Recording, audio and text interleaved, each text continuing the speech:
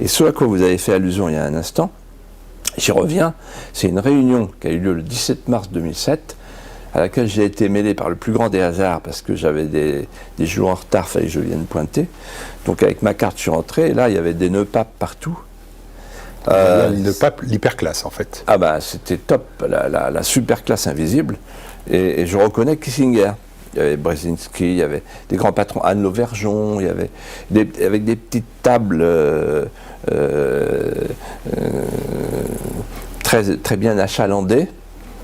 Et ils parlaient entre eux, puis il y a eu les discours, et je suis resté jusqu'au bout. Et en fait, ce que j'ai compris, c'est que c'était la trilatérale branche Europe.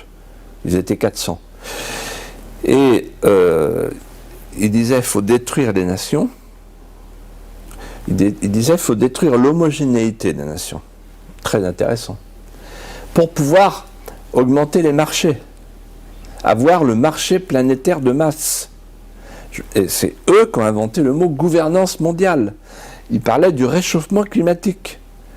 Ils disaient que dans les écoles, au lieu de dire aux enfants « sauvez votre pays, sauvez votre région, sauvez l'arbre qui est en face de chez vous », non, sauvez la planète, c'est là. Et ils parlaient de la nécessité de réunir dans le même combat les deux libéralismes, le libéralisme économique, en faisant sauter les frontières, et le libéralisme sociétal. Ils ont le droit de discuter entre eux, ce sont des chefs d'entreprise, vous discutez aussi avec des chefs d'entreprise, ils l'ont fait au Parlement européen, et pas forcément un complot. Absolument, c'est pas forcément un complot, ils n'ont pas besoin de comploter, ils ont le pouvoir. Ce que m'a dit un jour François Fillon, je lui ai dit, mais pourquoi tu vas au groupe Bilderberg? Parce qu'il est rentré, il a été agréé par le groupe Bilderberg, de même que son ami Alain Juppé l'année d'après. C'est quoi? Dans l'Évangile, on dit, faut pas mettre la lumière sous le boisseau. Ça vaut pour la franc-maçonnerie aussi. Pourquoi ils se cachent, ces gens-là? Pourquoi ils se cachent? Il vous a répondu quoi? Et il m'a répondu, incroyable la réponse, il m'a dit, que veux-tu, c'est eux qui nous gouvernent. Voilà.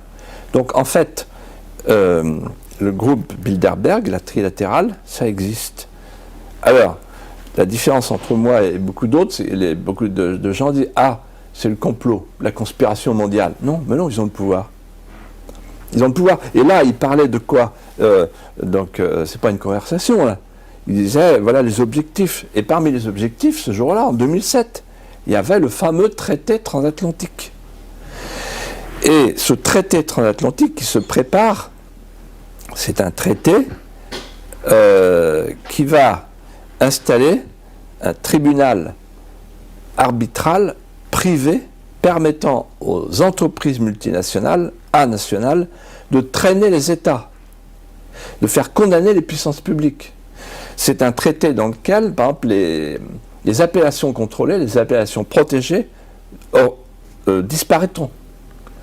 Et on nous imposera le poulet, le javel, etc. Donc en fait, c'est un traité qui va faire découvrir ce qu'est le fameux rêve européen. Le rêve européen n'était pas de construire une nation nouvelle à la place des nations défuntes à Maastricht. Le rêve européen, c'était de livrer un espace sans nation, sans gouvernement, sans démocratie, sans limite territoriale, de le livrer au marché planétaire de masse sous clé américaine. Et quand on disait ça, nous les conscrits de Maastricht, des gens comme Séguin, Pasqua, Chevènement et Le Pen, on nous disait vous êtes des menteurs, vous exagérez. En fait, on était en dessous de la réalité.